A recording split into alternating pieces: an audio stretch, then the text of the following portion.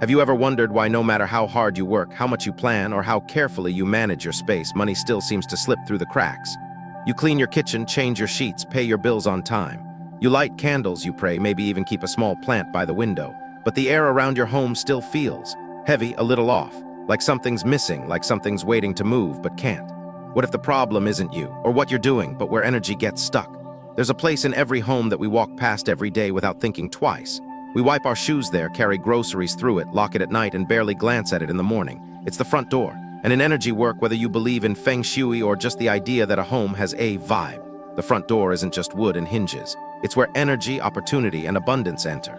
When that door is cluttered, dark, or energetically neglected, it's like trying to breathe through a blocked nose. Your home may look fine, but it can't inhale. And when your house can't inhale, neither can your wealth. Today, I want to show you a simple way to clear that block. It doesn't involve buying anything new. It's not about decorating or rearranging your furniture. It's about bringing your awareness, just for a few minutes, to the most overlooked place in your home, and using something as ordinary as water to invite something as extraordinary as wealth back in. Because sometimes, prosperity doesn't come from doing more. It comes from finally letting go of what's quietly been in the way. Section 1. Your door is your home's mouth and it might be choking. They say the kitchen is the heart of the home, but the truth is nothing reaches that heart without passing through the front door first. Your door is where life enters. It's where packages arrive, neighbors knock, children run through with messy hands and loud stories. It's where you kiss someone goodbye and later greet them again. But behind all these daily motions, behind the keys, the bags, the automatic locking, there's a deeper rhythm, often unnoticed. Your front door is your home's first breath, and sometimes that breath is blocked. You may not realize it, most of us don't. We vacuum, we organize, we light a candle or two in the evening, and we assume that's enough. But energy, whether you call it kai, spirit, flow, or just the subtle mood of a space, has rules. It doesn't enter through the windows or creep in through the attic. It walks in just like you do, through the door, and when that door is dim, cluttered, or simply ignored, energy hesitates, prosperity pauses, opportunity drifts elsewhere. Think about it, how does your entryway feel? Not how it looks in a photo, but how it feels to stand in front of it. Do you rush through always in a hurry? Are there shoes piled up, packages still unwrapped, spiderwebs in the corners you meant to clean but never did? Does the light flicker, the air feel stale, or the space simply fade into the background of your day? These things may seem small, but they are not. In fact, they are signals, quiet ones, that your home may be holding its breath. When energy enters a space, it doesn't just need an opening, it needs an invitation. Light, clarity, flow, a sense that this place is ready. And when the entry is muddled, physically or energetically, it sends a very different message. It says, not now. It says, go around. And over time, that message becomes your pattern. Financial leads dry up. Creative ideas stall. Even relationships begin to feel stagnant. You can be doing everything else right, budgeting, planning, praying, and still feel like you're pushing against a closed door. Maybe because you are. This isn't superstition. This isn't magic. It's awareness. It's the understanding that your environment shapes your experience, that your outer world reflects your inner one, and vice versa. And that the most overlooked, mundane parts of our lives, like a doormat, a burned-out porch light, or a sticky door frame, can quietly reroute the flow of everything we're trying to welcome in. I once worked with a woman named Carol. She lived in a small cottage tucked into a quiet street, the kind of place that felt peaceful, even dreamy. She was thoughtful, generous, deeply spiritual. But in her words, her life had stalled. Her freelance work was slow. Her health wasn't terrible, but never quite vibrant. And she often felt, without knowing why, like life was just a little too quiet, like something had turned down the volume on joy. We walked through her home together. Everything looked tidy. Soft rugs, warm lighting, fresh flowers on the table. But when we reached her front door, I stopped. The porch light was dim. A stack of old boxes leaned against one wall. The doormat was frayed, and the door itself, painted forest green, was scratched at the bottom, the lock slightly loose. When I asked when she last cleaned that space, she paused. I don't know, she said. It just never seemed important. But it was, within a week of deep cleaning and gently reawakening her entrance, just clearing the clutter, repainting the frame, replacing the bulb, Carol called me with tears in her voice. She had landed a new client. She felt more energy. She said she laughed out loud, really laughed for the first time in months. It sounds crazy, she told me, but it feels like my house is breathing again, and so am I. Now, I don't believe that washing a door fixes everything. Life isn't that simple, and neither is energy. But I do believe that where we place our attention, things begin to shift. And when we finally look, really look at the threshold we walk through every day, we begin to understand something vital. This is where it all begins. Your front door isn't just an exit and entry point. It's a mirror. It shows how you greet the world and how willing you are to be greeted in return. If your door is blocked, dark, forgotten, that may be how abundance sees you too, not unworthy but unavailable. So today I invite you to pause, stand in front of your own door, not as a chore but as a moment of reflection.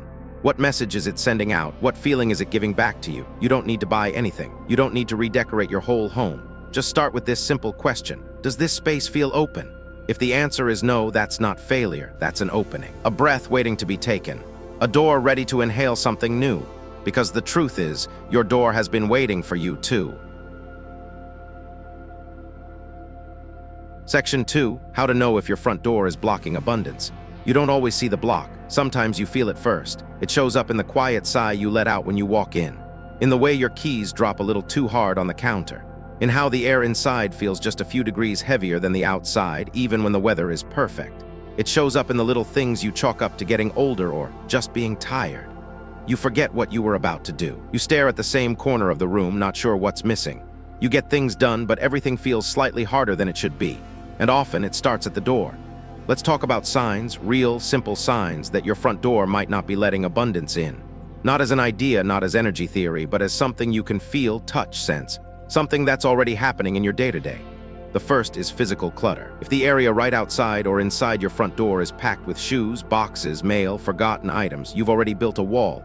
Not a big, dramatic wall, but an energetic one.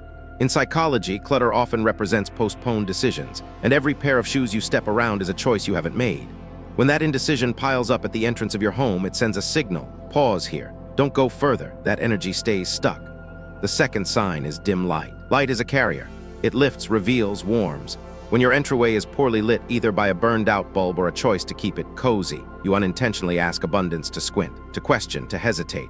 Even if the rest of your house is bright, a shadowed entry says, "I'm not ready." The third is smell. Yes, smell. Have you ever noticed that some homes greet you with a feeling the moment you step in? A scent that feels warm, clean, welcoming, and others don't. They might smell musty, or like the past, or like nothing at all, but not in a good way. The front door breathes. If the air by your entrance is stale, unmoving, or simply blank, your home's first impression is muted. Then there's sound. Silence is not always peace. In some homes, silence feels calm, soft, held. In others, it's tense, still like something has been waiting too long. Listen. When you open your door, does it creak? Do you hear wind, birds, something alive, or nothing at all? A silent door isn't always a problem, but when paired with stillness, dimness, and clutter, it creates an echo of stuck. Emotionally, here's how it plays out. You come home and feel unsettled, but you can't explain why. You get headaches near the entrance. You avoid walking in slowly. You rush, toss your bag down, try to move on. That's not just habit. That's your body picking up on a space that's been ignored. Sometimes it's the smallest things, a door that sticks when it closes, a handle that wobbles, a wreath you meant to take down last season. These are not just house chores, they are symbolic delays. Each one quietly says, not yet, not ready. And abundance listens. And then there's timing. Have you ever had a period where everything felt delayed? Money that should have arrived didn't. Opportunities almost clicked, then slipped. You chalked it up to bad luck or poor timing. But what if it wasn't just the clock, it was the current? The literal energetic current of your home, snagged at the first point it should flow, the door. Let's be clear, this isn't about perfection. You don't need a magazine-ready entryway or a Pinterest hallway. This is about intention, flow, the feeling that energy is invited, not stopped. You could have a humble, small front door, but if it's clean, open, and loved, it works. You could have a big, fancy one, but if it's blocked emotionally or physically, the flow won't start. So how do you check if your door is blocking abundance? You don't need a meter. You need a moment. Stand in front of it, outside if you can. Breathe, look, listen, feel. Ask yourself, does this space feel awake? Is it welcoming? Would I want to enter if I were opportunity? If I were health or love or money, would this feel like a yes? If the answer is no, don't panic. That's not a failure, that's clarity. And clarity is a beginning. I once visited a home where the woman had done everything right. Meditated, kept a vision board, burned sage every full moon. But her life still felt stuck. The moment I walked in, I felt it too, not because the home was messy, it was actually spotless, but because the energy stopped cold right at the entrance. Her door was clean but unlit. Her mat was plain gray. A heavy, dry plant sat in the corner, drooping but still there because, as she put it, it might come back. That plant told the whole story. It was the past hanging on, a belief that if she waited long enough, something would change. But abundance doesn't come from waiting, it comes from welcoming. We removed the plant, added a small lamp, changed the mat to something soft and colorful. She didn't move houses, she didn't change careers, but she did get a phone call 2 days later from someone she hadn't heard from in months, offering a new opportunity. Coincidence? Maybe. But her whole expression changed. "I feel lighter," she said. "I didn't know how heavy it had gotten until it lifted." Sometimes we live with the block so long we stop noticing it, but when it finally moves, we remember what flow feels like. So check your door, not just the wood or the hardware, check the space around it, the light, the sound, the air, and most of all, check the feeling. Is your door welcoming something in, or is it simply holding everything out? Because the front door doesn't just open to the street. It opens to your life, and it's never too late to help it breathe again. Section 3. Why water can shift your energy and wealth flow. Water listens. You might not think of it that way because in our day-to-day lives, water is everywhere and nowhere. It washes our dishes, runs through our showers, fills our kettles and bathtubs. We turn a knob, it flows. We turn it back, it disappears. But for something so common, water holds extraordinary power. Not loud, not flashy, but undeniable. And when used with presence, water becomes more than a tool, it becomes a translator. Between your intentions and your environment, between what you hope for and what your space is willing to receive. In nearly every culture, water has been tied to wealth, not just symbolically, but practically. Civilizations rose by rivers, trade routes followed currents. Entire cities were built around fountains, wells, ports. Why? Because water moves, it flows, it carries. And that movement, constant, fluid, responsive, is what keeps life and abundance alive. Energy is the same. When energy stagnates, life feels stuck. You stop getting ideas, you lose momentum, you forget what joy felt like. But when energy moves, so do you. You make different choices, you receive unexpected calls, you say yes to things that used to scare you. Flow returns, and with it, fortune. Now imagine your home as a body, your front door, that's the mouth. The place where breath, nourishment, and connection begin. And just like the body, when the mouth is dry, blocked, or tense, everything suffers. But when it's refreshed, when water moves through it with care, it begins to open again. This is why water used mindfully at your entrance can be so powerful. It's not about scrubbing. It's not about cleaning in the traditional sense. It's about resetting the signal your home is sending out. And that signal starts not with the furniture or the decor, but with the energy at your threshold. There's a kind of reverence in choosing to wash your front door with intention. Not because someone told you to, not because it's trendy or manifestation hacks are popular online, but because you feel something is ready to shift and you want to meet that shift halfway. Water carries memory. Scientific studies have shown that water molecules change structure based on vibration, sound, and even words. Ancient cultures knew this without the science. They sang to rivers. They prayed by wells. They bathed before ceremony, not out of hygiene, but out of readiness. Water clears not just dirt, it clears weight. Invisible weight. Energy that's been hanging too long in corners and edges. When you wash your door with water that's been infused with simple, symbolic ingredients, salt to cleanse, cinnamon to activate, bay leaf to open, you're not just wiping wood. You're inviting life back in. Salt breaks up what's been stuck. Cinnamon awakens what's been sleeping. Bay leaf declares that you're ready not for fantasy, but for opportunity to actually find you. There's a moment when the cloth touches the door and your breath slows, where something ancient happens. You may not see it. No lights flicker, no thunder claps, but something inside you exhales. You remember that you have the power to shift your space, to influence how it holds you, to shape how it meets the world. That feeling, that quiet reclaiming, is the beginning of real change. I've heard people say it's just water. And they're right. It's just water until it's not. Until you bring your focus to it. Until you hold it in a bowl with your hands, stir it with care, and speak into it what you're ready to let go of and what you're ready to welcome in. That's when it becomes something else entirely. Not magic, not superstition. Just alignment, just movement, just the simple, quiet moment where your inner world and your outer world begin to listen to each other again. When clients tell me their lives shifted after a door ritual, I never say the water did it. I say you did. The water helped carry your attention, your clarity, your readiness. It became a vessel for your yes, and that yes rippled outward. Sometimes the reason we stay stuck is because we're waiting for something loud, a big sign, a sudden solution, but more often the shift we need is quiet, a bowl of water, a hand on the door, a willingness to try even if you don't understand why it matters. This is the quiet invitation I offer you now. Let water speak. Let it carry your breath, your clarity, your decision to make space again. Not because you're broken, not because something is wrong, but because energy flows where care is given. And sometimes the most powerful shift begins with a drop. So don't wait for the perfect time. Don't wait for your life to feel stuck enough, messy enough, bad enough. Begin now. Let the water move. Let your home remember what it means to receive. And in doing so, let abundance find the door again. Section 4. 3 ingredients to call prosperity back in. You don't need rare oils, expensive crystals, or some mysterious potion to shift the energy in your home. What you need are simple things, things with memory, weight, warmth. Because the truth is, it's not about what you use, but how you use it. What matters is the presence you bring to a moment, the intention behind your hands, and the trust that even small things can change the atmosphere of an entire space. That's why, for this door ritual, we return to the basics. Just three ingredients: salt, cinnamon, and bay leaf. You've probably seen all of them in your kitchen. You've cooked with them, smelled them, passed by them without a second thought. But today they become something else. They become carriers, each one chosen not for magic, but for meaning. Salt comes first. It doesn't sparkle. It doesn't perfume the air, but it knows how to absorb what you can't see. Salt purifies. In every tradition, spiritual or not, salt has always stood at the boundary between what stays and what must go. It cleanses without ceremony. It clears without fanfare. When you stir salt into water, you're not just dissolving a mineral, you're dissolving tension, residue, emotional noise. You're giving the water the power to carry away what no longer belongs. Think of all the things you've let pile up near your front door. Unspoken worries, leftover stress, the quiet weight of old thoughts. Salt takes that in, not to bury it, but to neutralize it, to allow space for something new. Then there's cinnamon, warm, rich, comforting, but also bold. Cinnamon is fire in a soft form. For centuries, people have used it to awaken the senses, lift the mood, and stir what's been asleep. In this ritual, cinnamon acts as an activator. It brings vitality into the water. It whispers to the energy around you, wake up, move, reconnect. Cinnamon doesn't just attract prosperity. It invites momentum. That's the key difference. You're not just asking money to find you. You're asking energy to start flowing again so you can meet it halfway. When you add cinnamon, imagine lighting a spark, not a wild flame, but a steady glow that says, I'm ready. And then the bay leaf, quiet, pointed, green even in winter. Not as common in everyday life, but its presence is old and sacred. In ancient times, bay was worn by poets, warriors, and leaders, not to boast, but to remind them of clarity and direction.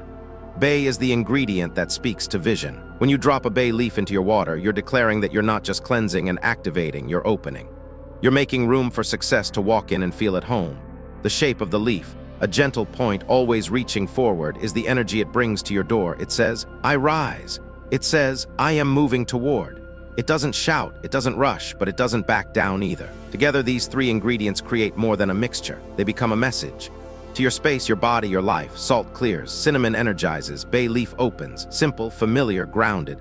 But when combined in water with breath and intention, they form a kind of doorway all their own. Not a door of wood or metal, but a doorway of choice. A moment where you say, I'm not waiting for energy to change, I'm participating in the change. And there's something deeply empowering about that.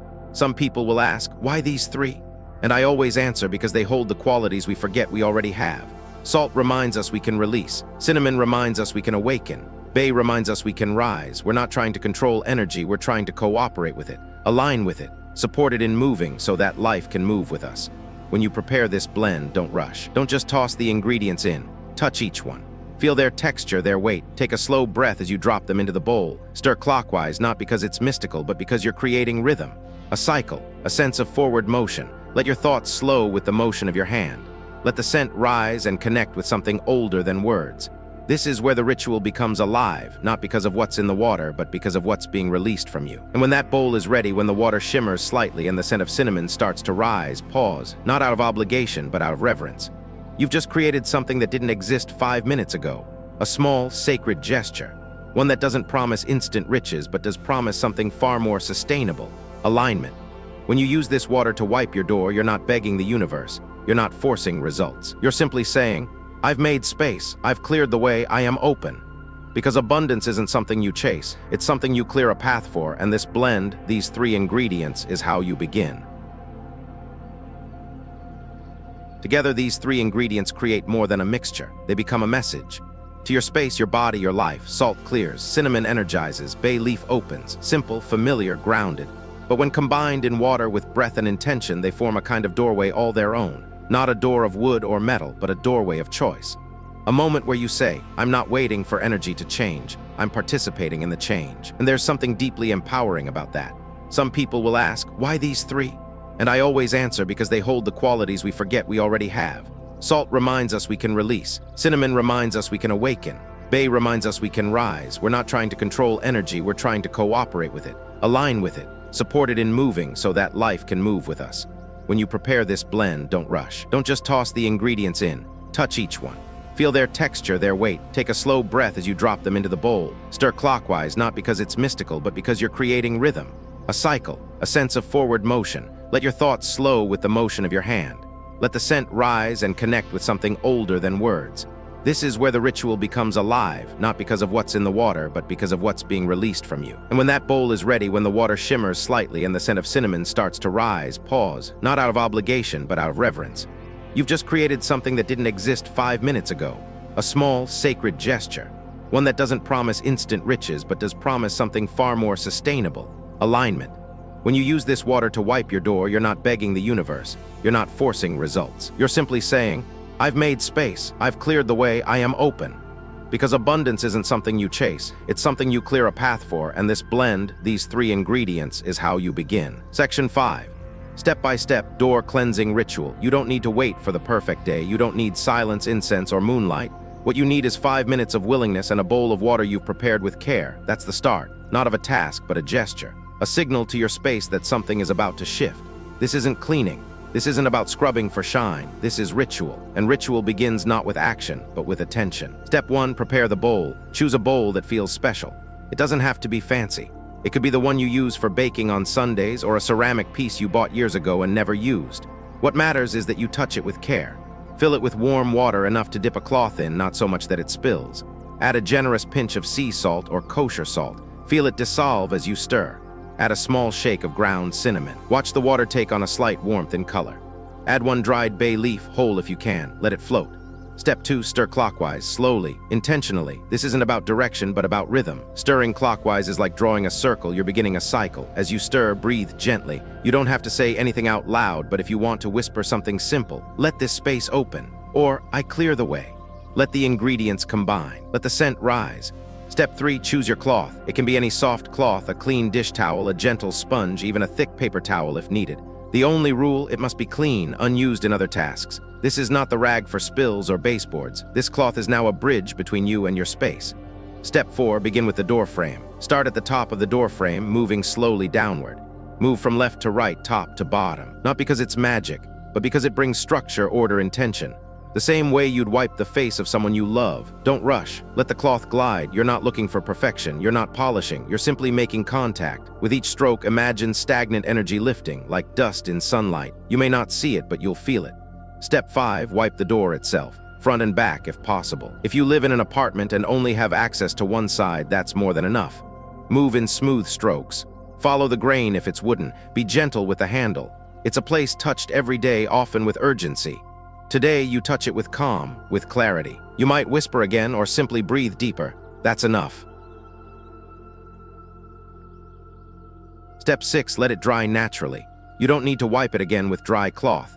Let the water settle. Let the ingredients leave their invisible mark. If it's cold outside or the door dries too slowly, a light dab is fine. But try if you can to let the air do the finishing. Step 7, step back. Pause, look at your door not as an object, but as a portal. The place where you greet the world. The place that receives everything before it reaches you. Ask yourself, does this feel different?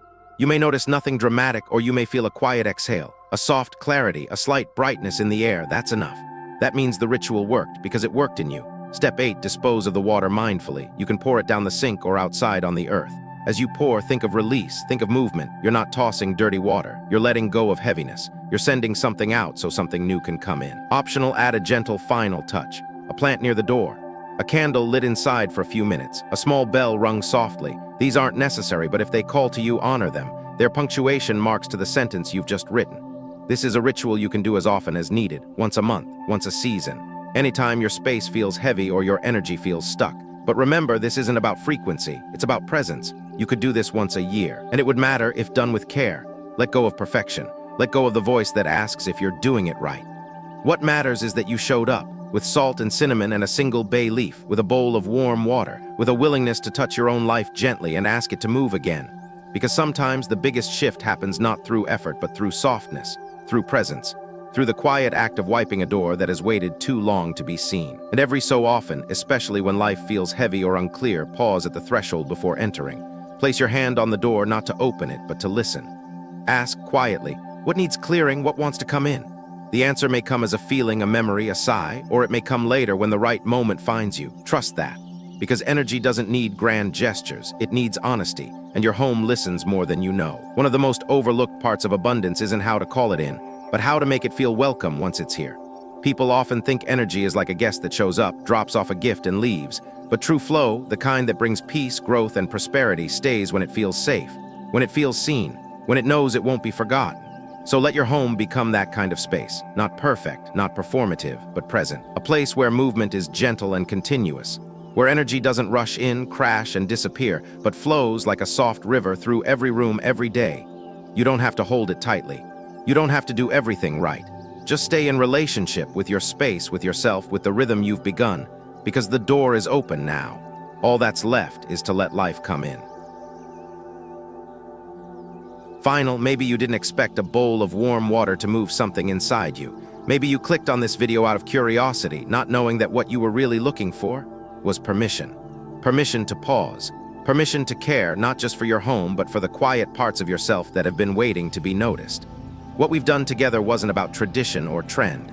It was about rhythm, about remembering that you are in a living relationship with your space, and that relationship is always speaking, even when you forget to listen. When you cleared your door, you weren't just cleaning. You were opening. When you stirred salt and cinnamon into water, you weren't just mixing ingredients. You were mixing intention with possibility.